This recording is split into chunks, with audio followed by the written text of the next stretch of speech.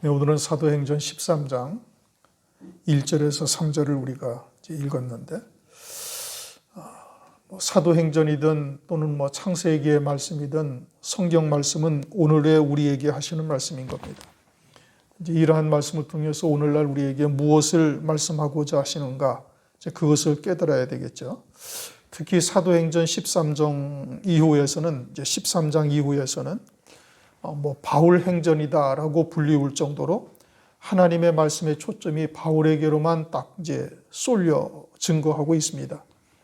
이전에는 베드로와 유대인들, 또 베드로와 예루살렘에서의 일들을 증거했는데, 이제는 사도 바울과 이방인들, 사도 바울과 이제 이방 나라 사람들에게 대해서 하나님의 말씀의 초점이 바뀌어지는 겁니다. 그리고 이제 그 기점이 사도행전 13장이 되는 것이고, 그 시작이 바나바와 바울을 이방의 전도자, 이방의 선지자로 이제 보내는 것입니다. 이러한 말씀이 이제 장차 환란을 앞두고 있는 오늘날 우리들에게 무엇을 말씀하시는가를 우리가 이제 잘 헤아려 봐야 되는 것이죠. 성령께서는 이들을 따로 세우고 그리고 이방인에게 전도하게 하십니다.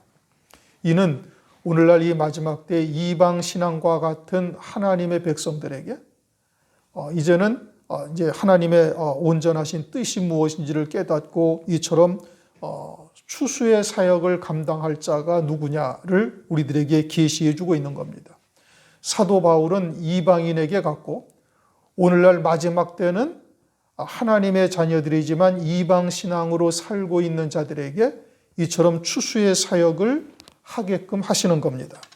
그것을 말씀하시는 것이고, 이제는 누가 그 사역을 감당할 수 있는가를 성경을 통해서 우리에게 계시해 주고 있는 것이죠. 사도행전 2장 17절 이하에 보면은 하나님께서 하나님의 영을 모든 육체에게 부어주시고, 18절부터는 내 영을 남종과 여종들에게 또 다시 부어주시니 그들이 예언을 하게 될 것을 말씀하고 있어요. 그리고 남종과 여종들에게 성령을 부어주시는데, 그것은 이제 환란의 때, 크고 영화로운 날, 주의 재림의 때를 말씀하고 있는 것이죠. 그러므로 그처럼 이방 신앙을 가진 하나님의 자녀들에게 말세의 추수의 사역을 감당케 하기 위해서 보내심을 받는 자들이 누구냐? 그것을 이제 바나바와 사울을 통해서 오늘날 우리들에게 계시해 주고 있는 겁니다. 1절, 안디옥 교회의 선지자들과 교사들이 있으니 곧 바나바와 니게르라 하는 시므온과 구레네 사람 루기오와 분봉왕 헤롯의 젖동생 미나엔과 및 사울이라. 안디옥 교회라고 말씀하고 있죠. 안디옥 교회에서 사울과 바나바를 선지자로 파송을 하는 겁니다. 이제 오늘 내용은 예루살렘에 있는 유대인들, 또 예루살렘에 있는 교회에서 선지자를 파송하는 게 아니고 안디옥에 있는 교회에서 바울과 바나바를 선지자로 파송을 하고 있죠. 그리고 이 안디옥 교회는 사도행전 11장에 등장을 하는데, 바나바가 사울을 데리고 다메섹에 있는 사울을 데리고 이제 안디옥 교회로 와서 사울이 안디옥 교회 성도들을 1년 동안 가르치고 나니 그때 비로소 그리스도인이라 불리움을 받았다, 이렇게 이제 말씀을 하고 있어요. 비로소 그리스도인이라 불리움을 받았다라는 것은 안디옥 교회 성도들을 통해서 그리스도가 나타나고 있음을 말씀하고 있는 것이죠. 그것이 예루살렘에 있는 유대인들, 예루살렘에서 성령을 받은 자들로부터 시작된 것이 아니고 사울이 안디옥 교회에서 1년을 가르치고 나니 그들이 그리스도인이라 칭함을 받게 된 거예요. 예루살렘에 있는 유대인들이 아니라 이방인인데, 그런데 안디옥 교회가 그리스도인이라 불리움을 받았다. 그것은 율법의 정통한 자인 사울이 완전한 새로운 피조물이 되죠. 다메섹 도상에서 주님을 만나고 이제는 하나님의 말씀의 참뜻이 무엇인지를 사울이 온전히 깨닫는 거예요. 율법이 그 문자적인 의미에서 이제는 새 피조물에게 주시는 새로운 계명으로 사울이 딱 깨달았다 이겁니다. 율법의 정통한 자요, 가말리엘 문화에서 수학한 아주 율법에 아주 철저한 이와 같은 사울이 이제 그리스도 안에서 완전한 새로운 피조물이 되어진 후에 그러한 율법이 완전한 새로운 계명으로 사울에게 임하게 되어졌고 그것을 안디옥 교회에서 가르치니까 그들이 그때서야 비로소 그리스도인이라고 불림을 받은 것이죠. 하나님의 말씀은 그리스도 안에서 새 생명으로 사는 자에게 주신 속사람에게 관한 법이죠. 그래서 그리스도의 형상으로 세워지게 하시는 하나님의 말씀인 거예요. 율법이 문자적인 의미가 아니라 영의 법이요, 살리는 법이요, 생명의 법으로 바뀌어지게 된 것이죠.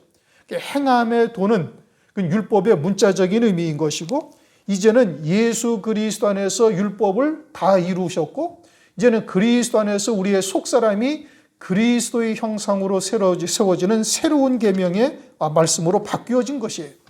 그러니 율법이나 또는 복음이든지 어떠한 하나님의 말씀이든지 우리가 그러한 하나님의 뜻을 바르게 깨닫기 위해서는 먼저 세례받은 자요 새 피조물이 되어져야 되는 겁니다.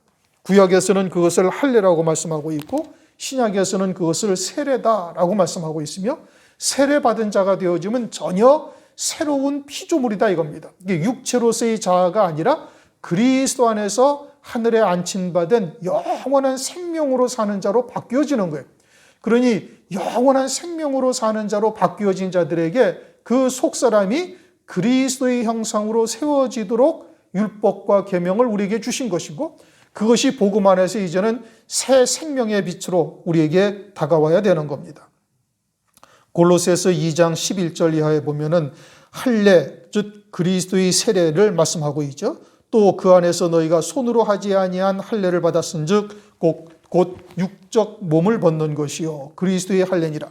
너희가 세례로 그리스도와 함께 장사한 바 되고 또 죽은 자들 가운데서 그를 일으키신 하나님의 역사를 믿음으로 말미암아 그 안에서 함께 일으키심을 받았느니라.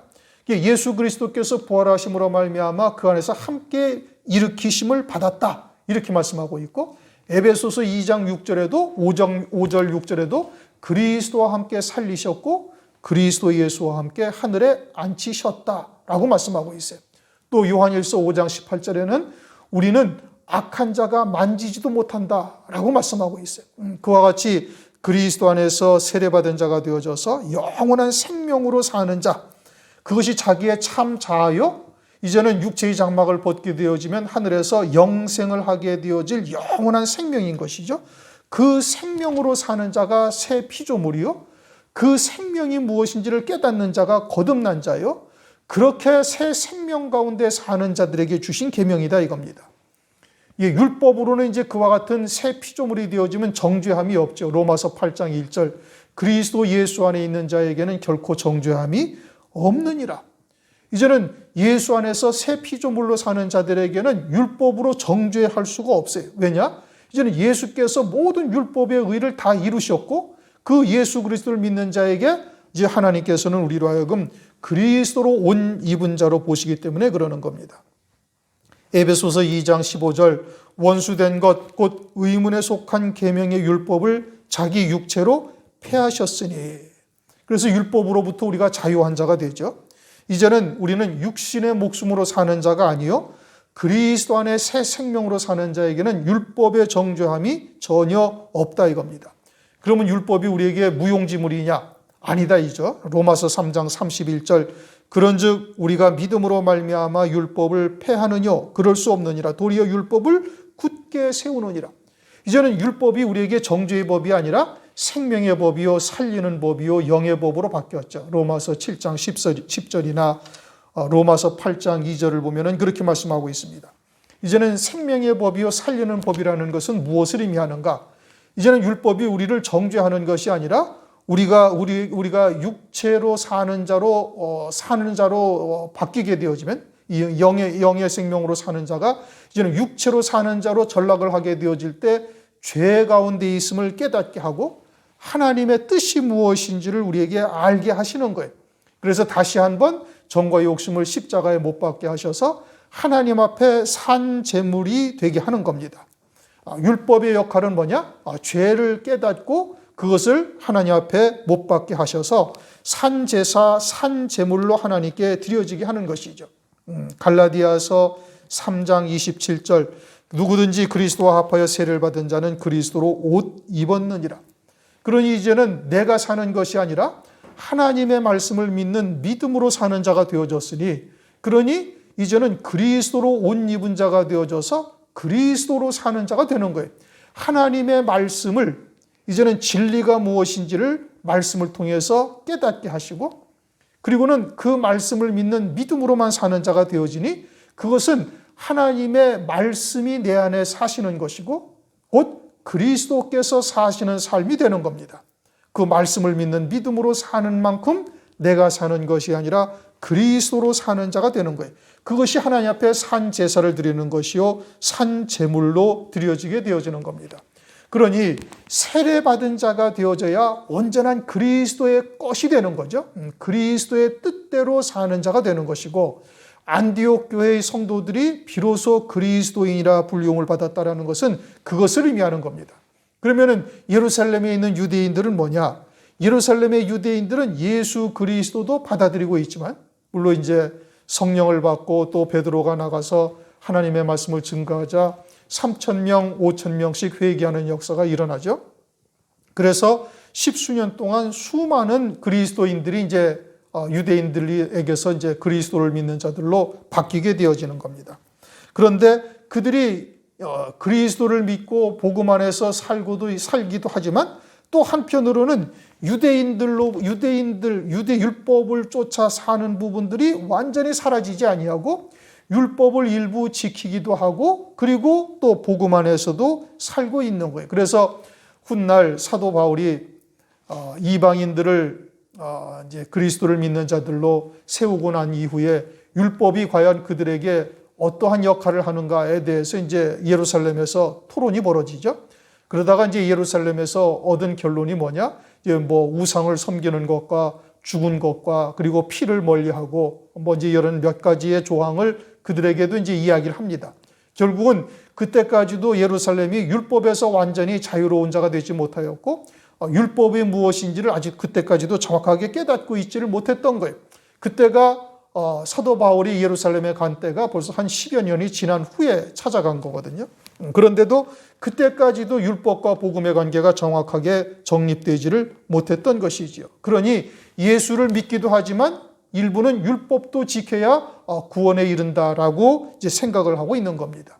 그러니 사도 바울이 깨달은 것과 같은 온전한 복음 안에서의 율법, 이와 같은 것을 그들은 깨닫고 있지를 못했던 것이죠. 그래서 율법도 일부 지키고 예수도 믿고 그렇게 해야 온전한 구원에 이르겠다라고 이제 이야기를 하고 있는 곳이 예루살렘인 겁니다. 그러니까 그들은 완전한 믿음으로 사는 자들이 아닌 거예요. 그래서 그리스도인이라 불렸다.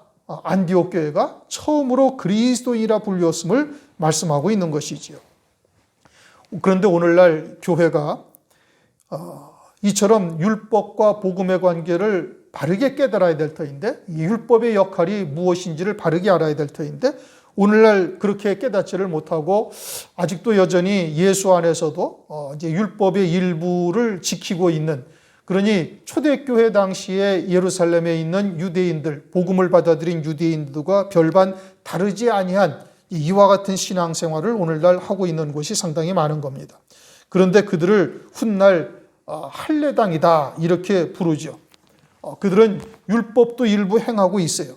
예수를 믿기도 하지만 율법도 일부 행하고 있어서 예수님이 십자가 위에서 희생하신 것은 우리를 자유케 하시려고 희생하신 것인데, 그런데 아직도 예수 안에서도 온전한 자유함을 누리지를 못하고 있는 것이죠. 그것은 속죄 구원하신 예수 그리스도는 믿으나 부활하신 예수 그리스도를 믿고 있지를 못한 결과인 겁니다. 이제는 그리스도 안에서 우리가 하늘에 앉힌 바 되어진 자요, 악한 자가 만지지도 못하는 이와 같은 새 생명으로 사는 자가 무엇인지를 깨닫고 있지를 못하는 것이죠. 그러니 여전히 새 피조물이 되지 못하고 육신의 목숨으로 살아가고 있어요. 그리고서는 죽어서나 천당에 가는 것으로 알고 있는 겁니다. 오늘날 대부분 교회가 그렇게 이야기를 하죠. 그러니 예수 그리스도를 믿는다는 그 믿음이 무엇인지를 정확하게 깨닫지 못하고 있는 것이고, 복음 안에서도 일부 율법을 지켜 행해야 된다라는 그러한 생각들을 갖고 있죠. 갈라디아서 5장 2절 이하에 보면 그리스도 안에서도 이와 같이 할례를 행하여야 구원을 받는다라고 하는 자들은 율법 전체를 다 행할 의무를 가진 자다. 그리고 그리스도의 은혜에서 끊어진 자다. 이렇게 단언하고 있습니다. 그러니 율법과 복음과 율법의 관계를 바르게 깨달아야 되죠. 안디옥 교회처럼 우리가 그와 같은 것을 바르게 깨달아야 비로소 그리스도의 것이 되어지는 것이고 그리스도로 옷 입은 자가 되어지는 것이고 나를 통해서 그리스도가 사시는 삶이 되어지는 것입니다. 그리고 그와 같은 안디옥 교회에서 선지자와 교사들이 나왔다 이렇게 말씀하고 있습니다. 즉 그리스도인이 된 교회에서 선지자와 교사들이 배출이 되는 것이 우리가 왜 그리스도인 또 그리스도의 것이 되어야 한다는 것을 이렇게 강조하느냐. 그것은 이제 마지막 환란의 때가 되어지면은 순교 첫째 부활의 영광에 이르기 위해서는 반드시 예수의 증거와 하나님의 말씀을 인하여 순교의 자리까지 이르러야 되는데 그 자리는 사람의 의지나 사람의 노력으로 갈 수 있는 것이 아니에요. 이것은 우리가 이미 성령 받기 이전에 베드로를 통해서도 성경에 충분히 기록이 되어져 있으니 알고 있는 사실인 겁니다. 하나님의 말씀에 붙들린 자가 되어야 되는 것이고 그것은 하나님의 말씀을 믿는 믿음으로 사는 자여야만 갈 수가 있는 것이에요. 그래서 요한계시록 14장을 보면 14만 4천의 종들이 등장을 하는데 그 요한계시록 14장 4절에 이렇게 말씀하시죠. 어린 양이 어디로 인도하든지 따라가는 자. 14만 4천의 종들의 조건이 반드시 그렇게 되어야 되는 게 어린 양이 어디로 인도하든지 따라가는 자. 그것은 오직 하나님의 말씀을 믿는 믿음으로만 사는 자가 되어져야 14만 4천의 종들의 반열에 설 수 있음을 말씀하는 것이고 그뿐만 아니라 순교하는 자리에 이르기 위해서도 반드시 그래야만 되는 겁니다. 그것은 내 의지나 내 생각 또는 내 열심으로 갈 수 있는 것이 아니다 이겁니다. 그러니 그리스도인, 그리스도의 것, 그리스도로 옷 입은 자, 세례받은 자 이것이 왜 중요한지를 우리가 이제 잘 깨달아야 되는 겁니다. 그리고 그와 같은 안디옥 교회에서 선지자와 교사들이 나온다. 현재 예루살렘 교회에서는 그와 같이 선지자나 또는 교사들이 있다라고 말씀하신 것이 없어요. 물론 장차는 이제 예루살렘 교회도 이제 그렇게 되겠지만 현재는 안디옥 교회에서만 선지자와 교사들이 있음을 말씀하고 있는 것이고 그 이유는 먼저 그리스도인이 되어야 함을 말씀하는 겁니다. 그들을 통해서 이방인에게 복음과 진리의 말씀이 증거되기 시작한 것이죠. 그것도 선지자와 교사들 여러 명이 하나의 교회에 있다라는 것은 이것은 대단히 어려운 일인 겁니다. 선지자 한 명이 있기도 쉬운 일이 아니죠. 그런데 여러 명의 선지자와 교사들이 있었다고 말씀하고 있고 하나님께서는 그러한 안디옥 교회를 통해서 이방에게 복음과 진리가 전파되는 출발지로 세우신 것입니다. 복음을 전하려면 그와 같이 여러 명의 선지자나 교사들이 있어야 하는 것이고 그들로 인하여 이방인들에게 진리의 말씀이 전파되기 시작한 것이죠. 그와 같이 이방 신앙으로 살고 있는 대부분의 교회들에게 이러한 진리의 말씀을 증거할 마지막 때 보내심을 받는 자들이 필요한 겁니다. 환난 날의 두 증인들이 곧 그들이요 14만 4천의 종들이 또한 그러한 겁니다.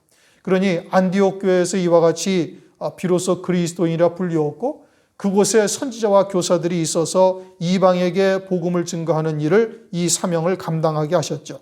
마찬가지로 말세에도 그와 같은 안디옥 교회와 같은 진리의 교회를 통해서 거두는 사역을 하실 것을 성경에서 말씀하고 있는데 요한계시록 12장 1절을 보면 해를 입은 여자가 이제 아들을 낳죠. 그리고는 그 아들이 하늘로 올려갈 것을 말씀하는데 계시록 12장 5절 이는 장차 철장으로 만국을 다스릴 남자라. 그 아이를 하나님 앞과 보좌 앞으로 올려가더라. 해를 입은 여자가 아이를 낳았는데 그가 아들이요 만국을 철장으로 다스릴 남자라. 이렇게 말씀하고 있습니다. 이 해 입은 여자라는 것은 진리의 교회죠. 환난 날에 두 증인과 순교할 성도들을 배출하는 금초대 교회입니다. 그리고 그곳에서 이처럼 철장 권세를 가진 아들들이 나올 것을 말씀하고 있는데 그들은 종말의 추수 사역을 하기 위하여 종들을 세우는 이와 같은 교회인 것을 말씀하고 있는 겁니다. 안디옥 교회가 이방에게 진리의 말씀을 전할 선지자들이 나온 것과 같이 환난 날에는 금초대 교회를 통해서 그와 같은 일을 감당해 가시는 것이죠. 2절, 주를 섬겨 금식할 때에 성령이 가라사대 내가 불러 시키는 일을 위하여 바나바와 사울을 따로 세우라.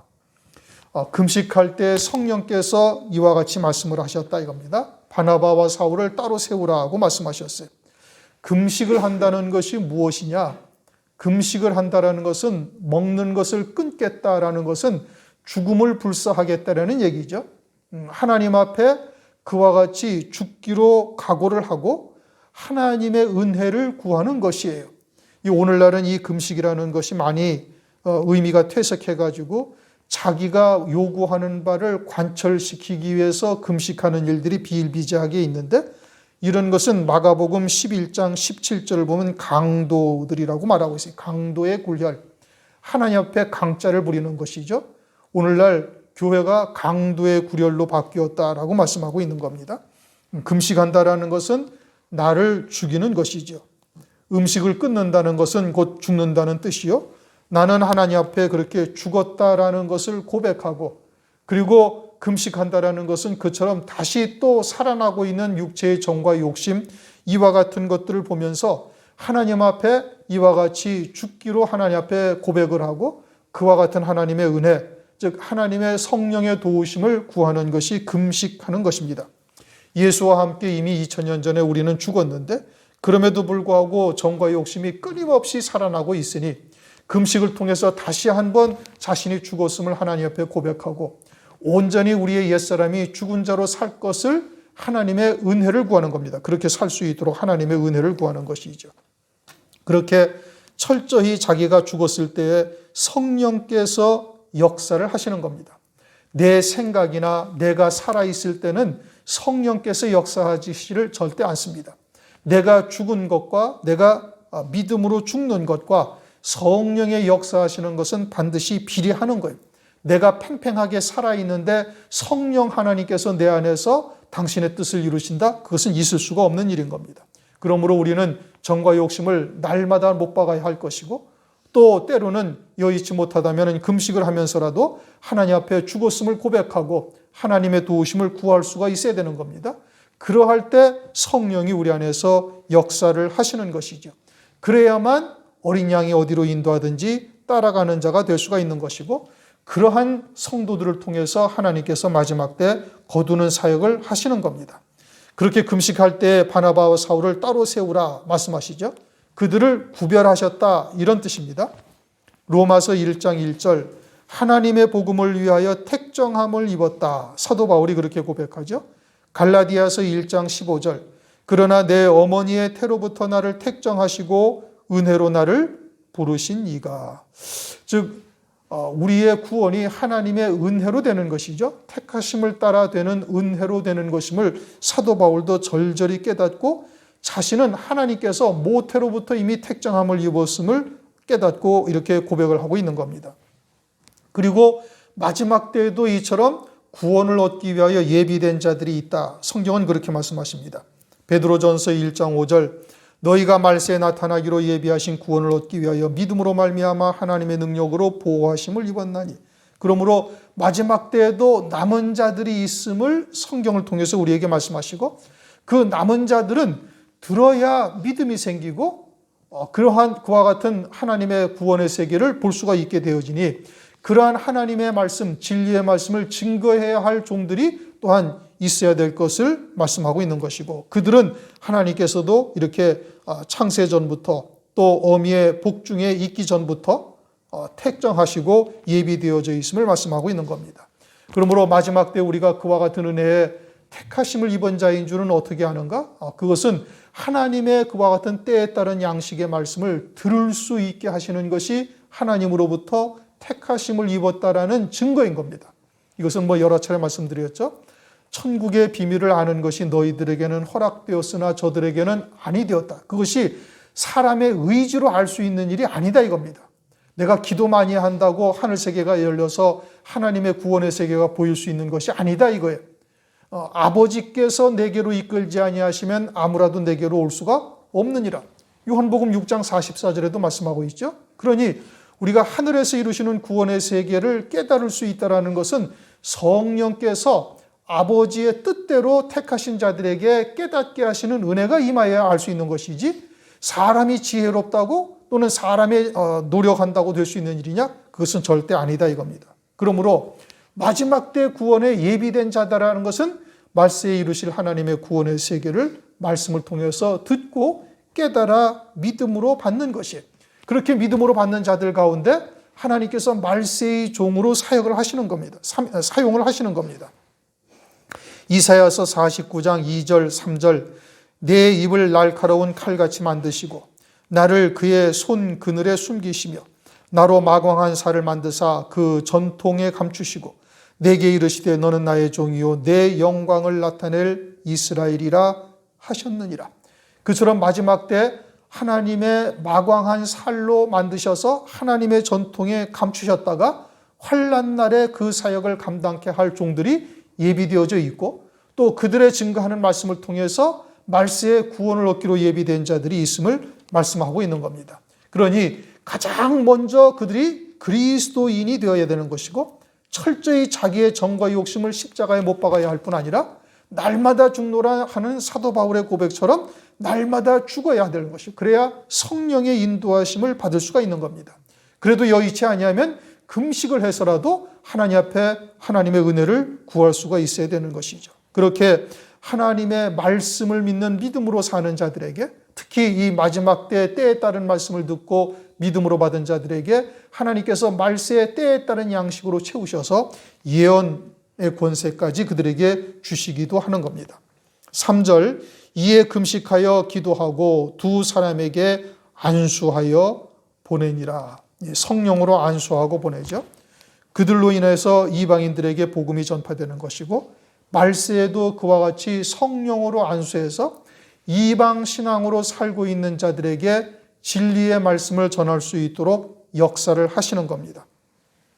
성령으로 안수하여 보낸다라는 것이 무엇이냐? 이에 금식하고 기도하여 두 사람에게 안수하여 보내니라. 성령 안에서 이와 같이 안수한다라는 것은 일곱 영으로 충만케 해서 보내시는 것이죠.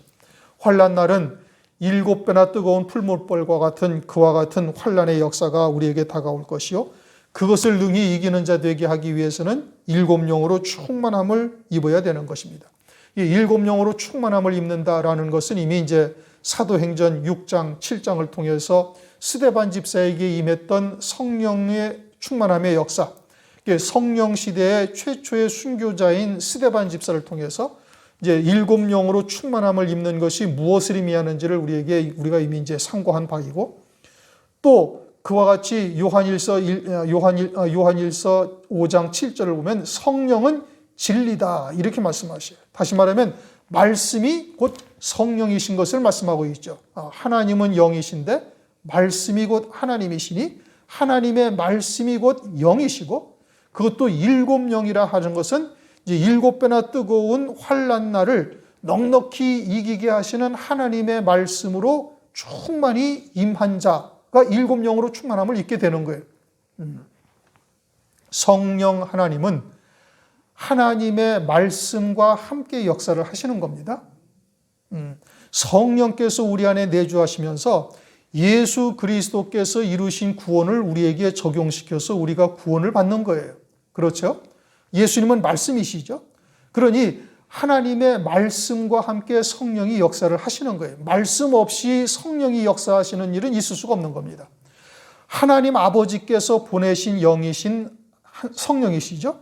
또 예수 그리스도께서는 아버지의 뜻을 이 땅에 이루러 오셔서 온전히 다 이루셨어요. 그래서 십자가에서 마지막으로 하신 말씀이 다 이루었다. 무엇을 다 이루었어요? 하나님의 구원의 뜻을 이 땅에서 다 이루신 거예요. 그리고서는 아버지의 보내신 영은 예수 그리스도를 믿는 자들에게 임하셔서 아버지의 뜻을 이루신 예수 그리스도를 통해 우리의 구원을 이루어 가시는 겁니다. 다시 말하면 하나님의 말씀을 통해서 성령이 역사를 하시는 거예요. 그것도 마지막 때 일곱 영이라는 것은 7배나 뜨거운 풀무불과 같은 환난의 역사를 넉넉히 이기게 하는 말씀이요. 그것이 때에 따른 말씀이요. 요한계시록과 때에 따른 말씀이 그것이죠. 그런데 그러한 말씀을 통해서 마지막 때 이루실 구원의 말씀을 온전히 깨닫고 있는 자를 일곱 영으로 충만케 하시는 겁니다. 그러니 그 말씀이 없는 자들에게는 일곱 영의 역사라는 것은 있을 수가 없어요. 이 일곱 영, 성령은 마지막 때 환난 날에는 일곱 영이라고 말씀을 하시는데 그 이유는 말씀드린 것처럼 환난 날을 능히 이기게 하시는 하나님의 말씀을 의미하는 것이고 그 말씀으로 채워진 자를 이제 성령으로 안수해서 일곱 영으로 충만케 해서 그와 같은 사역을 감당할 수 있도록 보내시는 겁니다. 마지막 때 그와 같이 성령으로 일곱 영으로 충만함을 입고 보내심을 받은 자들이 두 증인이죠. 그들의 사역은 요한계시록 11장에 기록이 되어져 있어요. 1260일 동안 하나님께서 그들에게 철장 권세를 주셔서 예언을 하게 하십니다. 그러니 철장 권세를 주셨다는 것은 1260일 동안 예언함에 있어 어느 누구도 그들을 회방할 수가 없고 그들은 하늘을 닫아 비가 오지 아니할 뿐더러 자신들을 회방하고 대적하는 자들을 그들의 마음 먹은 대로 그들을 갖다가 물리칠 수가 있고 재앙을 내릴 수가 있는 이와 같은 특별한 권세를 하나님께서 주시는데 그것을 성경에서는 철장 권세다 이렇게 말씀을 하고 있어요. 그렇게 1260일 동안 사역을 하고 그들은 순교를 하죠. 사도 바울이 마찬가지로 주님의 사역을 다 감당하고 순교한 것처럼 말세의 종들도 그 사역을 온전히 감당하고는 다 순교하게 되어지는 겁니다. 재림하시는 주님을 증거하고 환난을 통해서 이루시는 구원의 역사를 그들이 드러내는 것이죠. 그러한 말씀으로 추수를 하는 겁니다. 추수라는 것은 우리가 일반 농사를 통해서도 추수의 사역이 무엇을 의미하는지를 보여주시는 겁니다. 일반 계시로 땅에서 다 베어내듯이 땅에서 끊어지는 역사, 끊어지게 하는 역사를 하는 것이 추수의 사역을 감당하는 자들이에요. 그러기 위해서는 자신이 먼저 철저히 땅에서부터 끊어진 자가 되어야 되는 것이죠. 그게 그리스도인이요 하나님의 말씀, 때에 따른 말씀으로 장성한 분량에까지 이르게 되어진 자, 그들을 통해서 마지막 때 추수의 사역을 감당하게 하시는 겁니다. 그러므로 이 마지막 때 우리가 우선 환난을 통해서 이루실 하나님의 구원의 뜻이 첫째 부활이라는 성도로서는 최고의 영광이니 그에 이르기 위해서는 당연히 그리스도인이 되어야 되는 것이고 그것은 세례받은 자라는 뜻이고 그렇게 새 생명 가운데 사는 자로서 이 땅에 살되 때에 따른 말씀으로 하나님의 말씀이 채워져야 되는 것이에요. 그래야 내가 사는 것이 아니라 그리스도께서 내 안에서 사시는 삶이 되는 겁니다. 그게 그리스도로 옷 입은 자가 되는 것이죠. 그렇게 말세의 때에 따른 말씀으로 충만하게 채워지게 되어지면은 그러면은 이제 하나님의 뜻을 쫓아서 이방 신앙으로 살고 있는 자들에게 보내심을 받게 되는 겁니다. 그들에게 복음과 진리의 말씀을 증거해서 그들을 살리는 사역을 감당하게 되는 것이죠. 그것이 말세의 추수의 사역이요 거두는 사역이 되어지는 겁니다. 안디옥 교회를 통해서 마지막 때 이방 신앙으로 살고 있는 자들에게 보내심을 받는 자들이 누구인지를 우리에게 계시해 주는 것이고 우리가 이와 같은 마지막 때 이루실 구원의 말씀을 우리가 듣고 믿음으로 받았다면 이제 더더욱 그처럼 하나님의 도구로서 쓰임 받기를 위해서 기도해야 할 것이고 그리스도인으로서 또 때에 따른 말씀으로서 우리의 신비에 채우시고 그리고 이제 금식하며 또 하나님께 은혜를 구해서 온전한 추수의 일꾼으로 쓰임 받기를 하나님께 구하셔서 그와 같은 사명을 온전히 감당하시기를 주의 이름으로 축원합니다. 기도하겠습니다. 하나님 감사합니다. 오늘 사도행전 13장 말씀을 통해서 안디옥 교회의 바울과 또 바나바를 따로 세워서 이방에게 이 복음과 진리의 말씀을 증거하는 선지자로 세우시는 과정을 통해 이 마지막 때에 이방 신앙으로 살고 있는 하나님의 백성들에게 추수의 사역을 감당할 종들이 어떻게 해야 되는지를 깨닫게 하시니 감사를 드립니다. 먼저는 철저히 우리가 그리스도의 것이 될 수 있도록 은혜를 더하여 주시옵시고 온전한 새로운 피조물로서 그리스도의 장성한 분량에까지 세워질 수 있도록 하나님의 말씀으로 채워주옵소서. 특별히 이 마지막 때에 따른 말씀으로 채우셔서 7영으로 충만함을 입는 자 되게 도와주시고, 이제 그와 같은 이방신앙으로서 멸망의 길을 가고 있는 저들에게 참된 복음이 무엇이요 진리가 무엇인지를 당당하게 전할 수 있도록 은혜를 더하여 주시옵소서. 하나님의 말씀으로 변증하되 하나님의 말씀 앞에 무릎을 꿇을 수 있는 저들이 될 수 있도록 아버지여 말씀으로 우리에게 채워주시고 7영으로 충만케 하셔서 언제 어느 때든지 주의 말씀으로 전할 수 있도록 역사하여 주시옵소서. 금년도 우리 교회의 표어가 이가 날카로운 새 타작기계로 삼으리라 하신 말씀으로 우리에게 주셨음을 우리가 알고 있습니다. 추수의 사역을 감당할 종들로 세우시겠다는 뜻인즉 그의 합당한 믿음의 열매들을 맺어갈 수 있도록 은혜를 베풀어 주옵소서. 감사드리옵고 예수 그리스도의 이름으로 기도드리옵나이다. 아멘.